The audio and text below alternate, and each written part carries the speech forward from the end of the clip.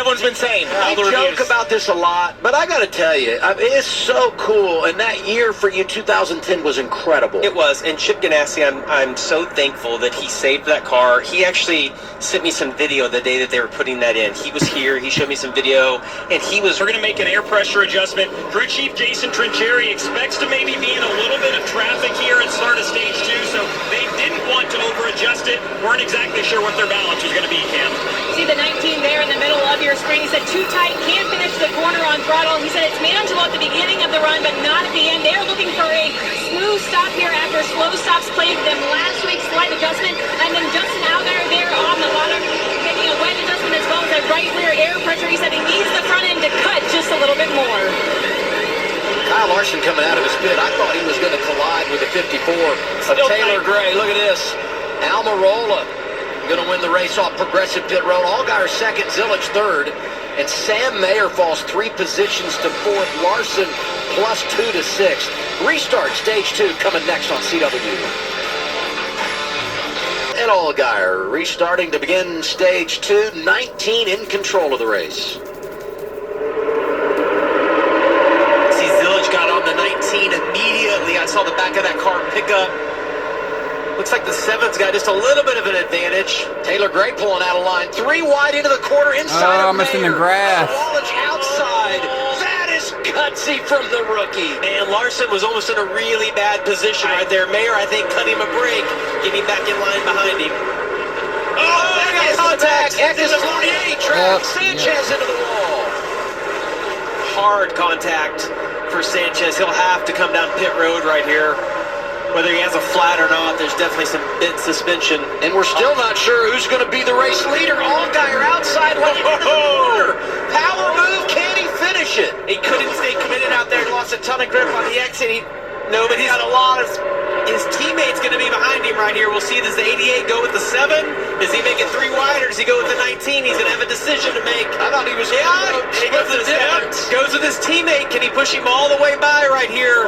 Junior Motorsports freight train outside of Eric Almirola. Allgaier and Zilich. Wow. Clear in a corner. That is unbelievable. I tell you, I would have been selfish there. Hey, I would have made it 3 wide.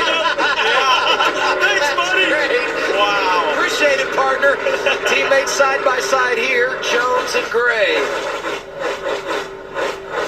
That could have worked out great for Allgaier and terrible for Connor Zilich, but he was able to clear him. What a great move. And it really points out how long these straightaways are. As we see Larson on the inside here, Jesse Love trying to fall there underneath Brandon Jones. Where you even halfway down the straightaway, if you get connected, you still have a ton of time to go by that car on the inside and clear them into the next corner. How important, though, is controlling a race? Mayer is now back to 8th as we watch what happened. Eckes and Sanchez off the turn. Yeah, it looked like Sanchez maybe pinched Eckes just a little bit right there. It's so close. Eckes gets a little bit loose, slides up, and the 48.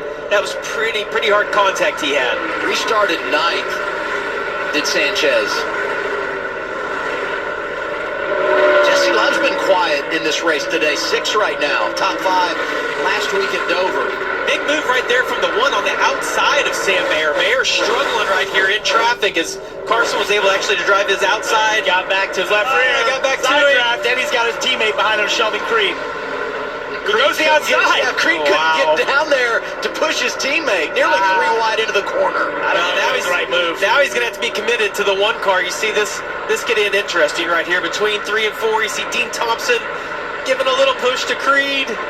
And that's a great example. Look at Sieg, how low he is. Goodness gracious. And it's a great example of the decision-making you have to do down the straightaways there. Sheldon had just pushed the 41 as Nick Sanchez, who hit the wall, obviously has got more issues here. Probably a tire going down.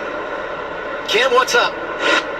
Yeah, right front cut, so he'll come down, they'll change that, but Nick Sanchez very frustrated after that incident. Here was the radio communication, him asking what happened to the team.